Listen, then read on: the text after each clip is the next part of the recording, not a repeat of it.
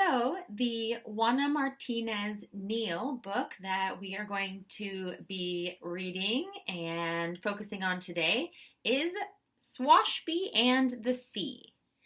The author of this story is Beth Ferry, who's a New York Times bestseller. I want to tell you a little bit about Beth.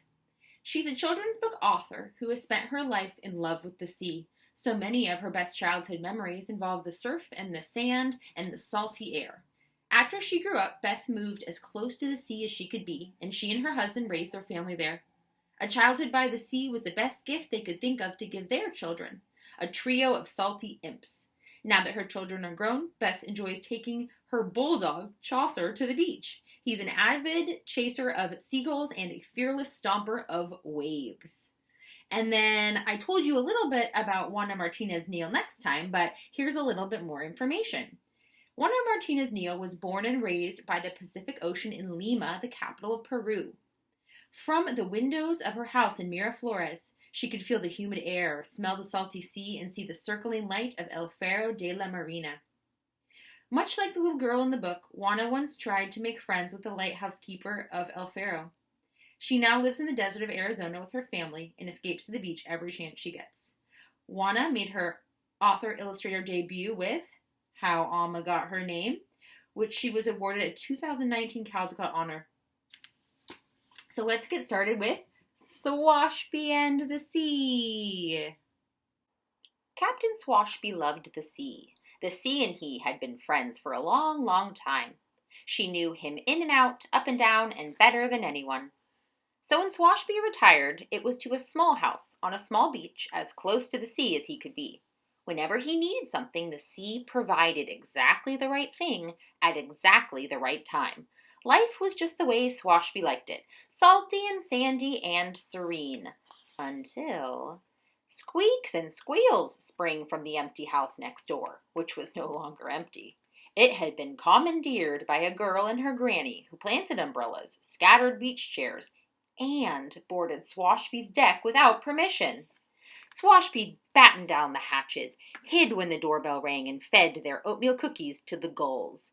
He didn't need neighbors. He didn't want neighbors. Neighbors were nosy, a nuisance, annoying. So in return, he left a message written clearly in the sand.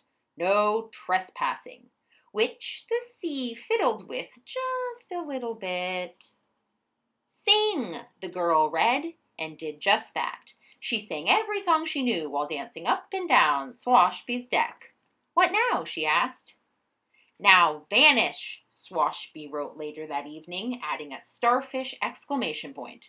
The sea fiddled just a little. Wish, the girl read, picking up the starfish, and did just that. She closed her eyes and began. I wish. No, Swashby interrupted, stomping down the steps.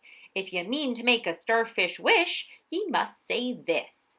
Starfish back to waves so blue, the sea will see a wish come true. How lovely, Granny said. We wish you'd come for a cup of tea, Mr. Swashby. But Swashby wished to be left alone, so he grumbled and mumbled and hurried inside. He didn't need tea. He didn't want tea. Tea was civilized, friendly, neighborly. What he needed was a new message. Please go away, he wrote firmly in the sand. And once again, the sea fiddled just a little. Play, the girl sounded out, and did just that. With Swashby's shells and stones, with his buckets and shovels. But her towers kept falling. Barnacle bottom, Swashby muttered, marching out. You're doing it all wrong. You must not use the sun-baked sand. It's the sea sand that does the trick. And he showed her how to dig for the wet sand below. But Swashby was gone. Before long, amazing sculptures decorated the beach. It's the clamshells ye should be usin', Swashby called from inside. Come play, Mr. Swashby, the girl called back. Swashbys don't play, he answered, banging the shutters. So the sea decided to meddle more than just a little. She inched her way up the sand and tickled the girl's toes. She nibbled on the sculptures and slurped away the bucket. The girl tried to grab it, but...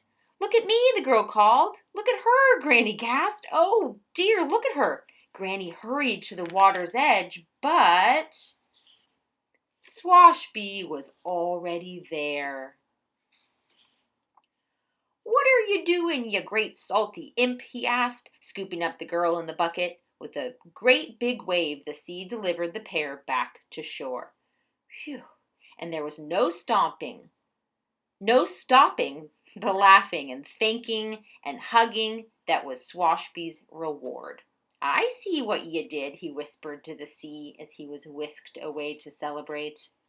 After that, it was easy for Swashby to have tea with the girl and her granny, and ice cream and lobster and s'mores on the beach. It was easy for him to share his special sea glass. It was even easy for him to see the neighbors could be fun and friends and family. And when he had a moment to himself, Swashby carved a heartfelt message for the sea. "Thank you, friend," which the sea fiddled with just a little bit. The end. And so concludes the story of Swashby and the Sea. Please check Seesaw for your assignment and enjoy the rest of your week.